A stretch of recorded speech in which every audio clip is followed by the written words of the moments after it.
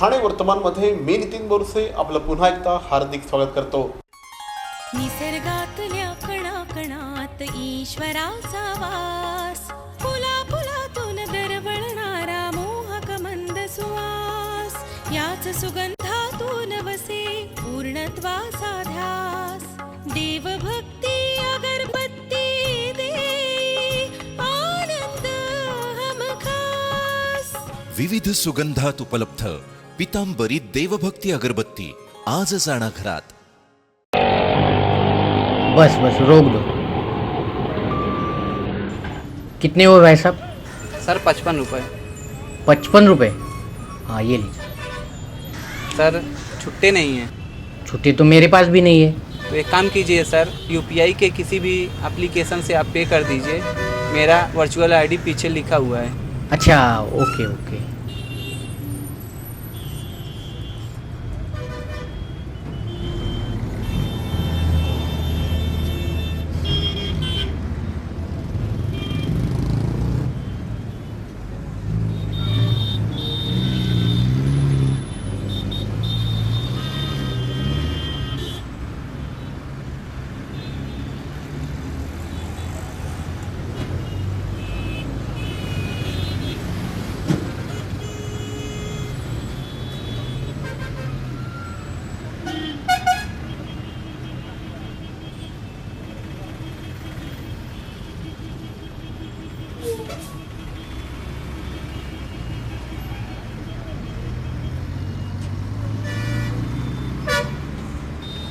हम UPI को support करते हैं। मेरा देश मेरा देश मेरा देश, मेरा देश बदल रहा है, आगे बढ़ रहा है। आमदार श्री संजय केळकर यांच्या संस्कार प्रतिष्ठान या संस्थेच्या माध्यमातून गेल्या 11 वर्षांपासून ठाणे शहरामध्ये आंबा महोत्सवाचं आयोजन करण्यात येतं। या आंबा महोत्सवाला यंदा आणखी झळाळी लाभली असून आंबा महोत्सवाबरोबरच आता धान्य महोत्सव देखील सुरू झाला आहे। मराठवाड्यातील शेतकऱ्यांनी या ठिकाणी थेट धान्य विक्रीसाठी आणलं आहे। बाजारभावापेक्षा अतिशय कमी दरामध्ये या ठिकाणी आपल्याला धान्य घेता येऊ शकणार आहे, अशी माहिती आमदार श्री संजय केळकर यांनी दिली। पणन मंत्री श्री सदाभाऊ खोत आणि ज्येष्ठ अभिनेते श्री मकरंद अनासपुरे यांच्या उपस्थितीत या आंबा आणि धान्य महोत्सवाचं नुकतंच उद्घाटन करण्यात आलं। नाही, दरवर्षी आपण आंबा महोत्सव तर ठाण्यामध्ये भरवतोच। गेला एक तप आपला हा आंबा महोत्सव कोकणातल्या आंबा उत्पादक शेतकऱ्यांसाठी फार मोठा दिलासा ठरतो। त्याचबरोबर आज महाराष्ट्र दिनी महाराष्ट्रातल्या शेतकऱ्यांना, म्हणजे विशेष करून मराठवाड्यातल्या कोरडवाहू जमिनी ज्यांच्या आहेत अशा शेतकऱ्यांचा धान्य महोत्सव देखील नाम संस्थेला बरोबर घेऊन आपण भरवतोय।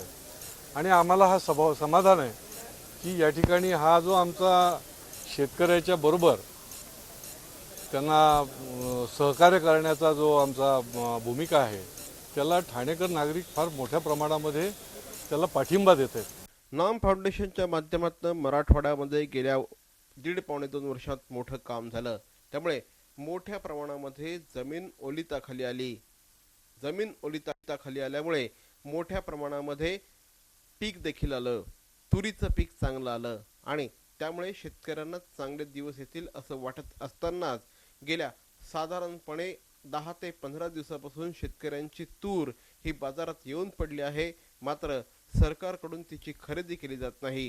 ही शेतकऱ्यांची अक्षरशः चेष्टा असल्याचं मत नाम फाउंडेशनचे ज्येष्ठ कार्यकर्ते श्री मकरंद अनासपुरे यांनी व्यक्त केलं आहे। तूर ज्यावेळेस बाजारात आली त्यानंतर बँकेच्या नोटिसा शेतकऱ्यांना यायला सुरुवात झाली आहे। आता बँका शेतकऱ्यांच्या पाठीमागे त्यांच्या हप्त्यांसाठी तगादा लावते आहे। एकीकडे असं होत असताना दुसरीकडे सरकारकडून मात्र अद्यापही खरेदी होत नाही, त्यामुळे शेतकऱ्यांनी नेमकं करायचं काय? उन्हातानामध्ये काम करणाऱ्या शेतकऱ्यांना हमी भाव का मिळत नाही असा सवाल देखील मकरंद अनासपुरे यांनी केला आहे। त्यामुळे शेतकऱ्यांना किमान 2 ते 3 महिन्यांचं व्याज माफ करावं अशी मागणी त्यांनी सरकारकडे केली। पण एक शेतकरी कुटुंब उन्हातानाचं राबतं ना, त्यांना जास्त श्रम आहे, मग त्यांच्या श्रमाला न्याय मिळणं, मोल मिळणं ह्यात वाईट काय? त्यामुळे कर्जमाफीचा विचार होणं गरजेचंच आहे 5 लाखापर्यंतच्या, आणि दुसरं, स्वामीनाथन आयोगाच्या शिफारशी तुम्ही त्वरित अंमलबजावणी केलीच पाहिजे. 100 रुपये जर गुंतवणूक असेल तर 150 रुपये शेतकऱ्याला मिळालेच पाहिजेत, असं मला वैयक्तिक वाटतं. राज्याचे पणन मंत्री श्री सदाभाऊ खोत यांनी तूर खरेदी सुरू झाली आहे. काही ठिकाणी अद्यापही जिल्हाधिकाऱ्यांना पंचनामे करण्याचे आदेश दिलेले आहेत. मात्र काही ठिकठिकाणी शेतकऱ्यांच्या ऐवजी व्यापाऱ्यांनी आपली तूर बाजारामध्ये लावली आहे आणि हा घोटाळा सरकार कदापिही होऊ देणार नाही.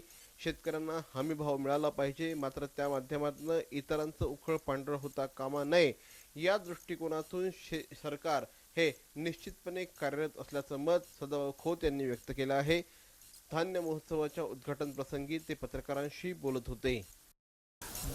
22 तारखेला ज्या शेतकऱ्यांची तूर खरेदी केंद्रावरती आलेली आहे त्या तूर खरेदी केंद्रावरच्या तुरीचे पंचनामे करण्याचे आदेश जिल्हाधिकारी तहसीलदार प्रांत यांना दिलेले आहेत आणि त्या ठिकाणी पंचनामे झाल्यानंतर काही ठिकाणी आता तूर खरेदीला सुरुवातही झालेली आहे आणि पंचनामे झाल्यानंतर केंद्रावर जी तूर आलेली आहे ती तूर खरेदी केली जाईल. परंतु काही ठिकाणी व्यापाऱ्यांनी शेतकऱ्यांच्या नावावरती आपली तूर लावलेली आहे अशा व्यापाऱ्यांना सुद्धा किंवा अशा ज्यांनी काही त्या ठिकाणी घोटाळे केलेले आहेत यांच्यावर सुद्धा तातडीने गुन्हे दाखल करण्याचे आदेश देण्यात आलेले आहेत.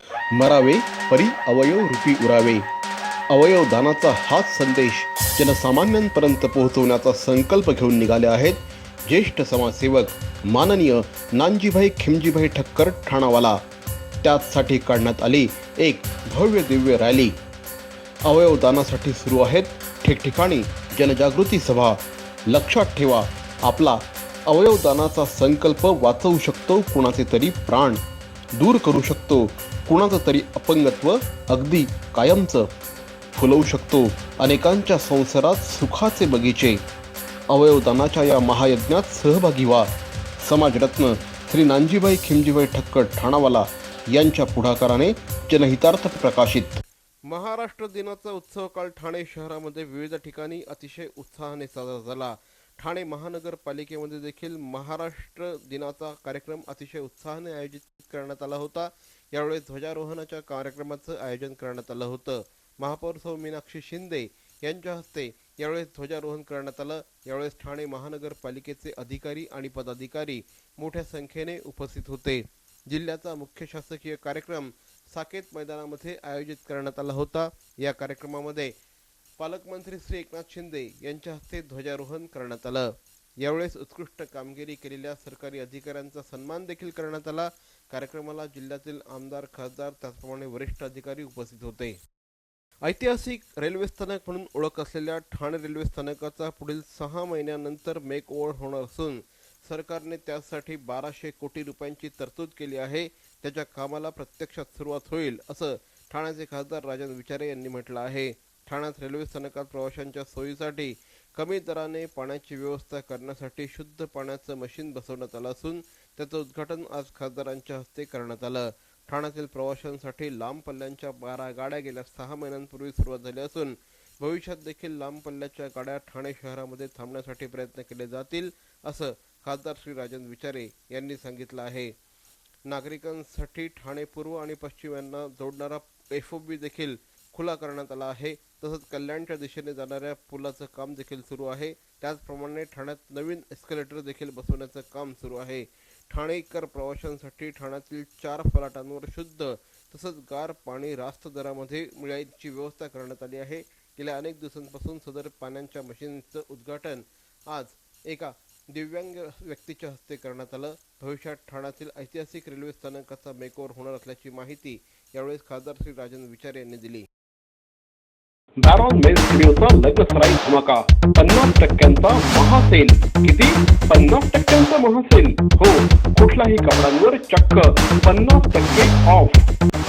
बॅरॉन मेन्स स्टुडिओ ठाणेकरांच्या सेवेत पुन्हा एकदा नव्या रूपात, नव्या रंगात. अधिक व्हरायटी आणि तत्पर सेवेसह Baron men's studio. Ethnic men's वेअरचे भव्य showroom. Blazer suits, sherwani, Jodhpuri, Indo western, kurta suits, formal, partywear, shirts आणि ट्राउझर्सचे भव्य दुमजली शोरूम. बॅरॉन men's studio. पुरुषांच्या खरेदीचा एक वेगळा अनुभव. चला तर मग वाट कसली बघताय, सहभागी होऊ बॅरॉनच्या 50% महासेलमध्ये. बॅरॉन मेन्स स्टुडिओ, आमंत्रण हॉटेल जवळ, जिल्हा परिषदेसमोर, स्टेशन रोड, ठाणे. दूरध्वनी 022-2530-4837. बॅरॉन मेन्स स्टुडिओ. ठाणेकर नागरिकांना हेरिटेज व्हेकल्स बघण्याचा दुर्मिळ योग 30 तारखेला आला होता. ठाणेकर नागरिकांनी देखील या संपूर्ण प्रदर्शनाला खूप चांगला प्रतिसाद दिला. हेरिटेज व्हेकल्स ऑर्गनायझेशनच्या वतीने या प्रदर्शनाचं आयोजन करण्यात आलं होतं. 1928 पासून 78 पर्यंतच्या गाड्या या ठिकाणी ठाणेकर नागरिकांना बघायला मिळाल्या. ठाण्यातील हरिनिवास सर्कल येथे मुंबईसह उपनगरातील गाड्या पाहण्याचा योग ठाणेकर नागरिकांना आला होता. या गाड्या बघताना ठाणेकर नागरिक अक्षरशः हरखून गेल्याचं चित्र बघायला मिळालं. आमचा जो हा उद्देश आहे हा लोकांपर्यंत पोहोचला आहे आणि काही लोक असे आहेत जे स्वतः समोरून येत आहेत आणि आता पुढची पिढी आमची गाडी आमच्या घरातली सांभाळणार नाही तर ही गाडी तुम्हाला भेट देतोय. वैभव काळेंना काल एक देशपांडे साहेब आहेत, त्यांनी एक स्कूटर त्यांची 1960ची गिफ्ट दिली, म्हणजे तूच सांभाळ आता ती. दिगंबरला एक आहेत व्यक्ती पुण्याच्या, त्यांनी त्यांची फियाट दिली आणि ती त्यांना नावावर करून दिली आणि तू तिथे सांभाळ कर असं सांगितलं. असे लोक समोरून येतात पुढे आणि लोकांना अशी विनंती करू इच्छितो की असं तुमच्या घरातला असा ठेवा म्हणून असेल तर अशा गाड्या तुम्ही आम्हाला देऊ शकता. आम्ही त्याची परिपूर्णपणे काळजी घेऊ.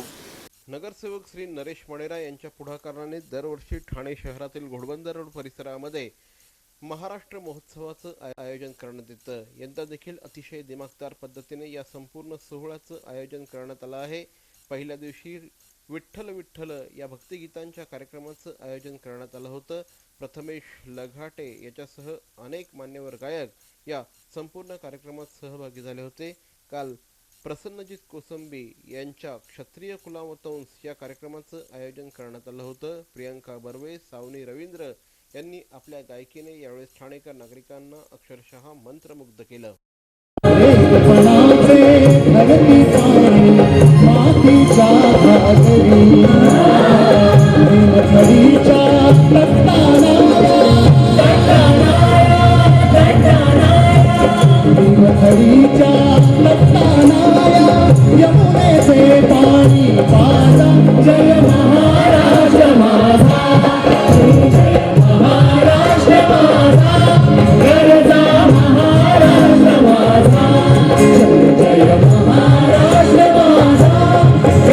महाराष्ट्र महोत्सव हा यंदाचा 4था वर्ष आहे आणि ह्या घोडबंदर विभागातील लोकांच्या कलागुणांची जी भूक आहे ती भागवण्यासाठी या ठिकाणी ह्या कार्यक्रमाचं आयोजन केलेलं आहे. अहो, आपण आपलं घर स्वच्छ, सुंदर, नेटनेटकं ठेवतो ना, मग आपण आपल्या शहराच्या बाबतीत उदासीन का? आपलं शहर स्वच्छ, सुंदर आणि नेटनेटकं ठेवणं ही आपली जबाबदारी आहे, हो ना?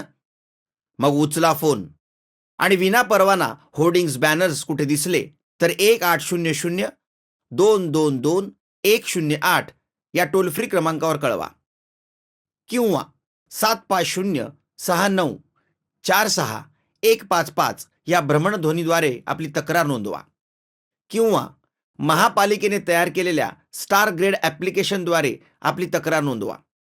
त्याची दखल त्वरित घेतली जाईल. लक्षात घ्या, आपला छोटासा सहभाग आपलं शहर स्वच्छ, सुंदर आणि नेटनेटकं बनवू शकतो. जसं आपलं घर तसं आपलं ठाणे शहर.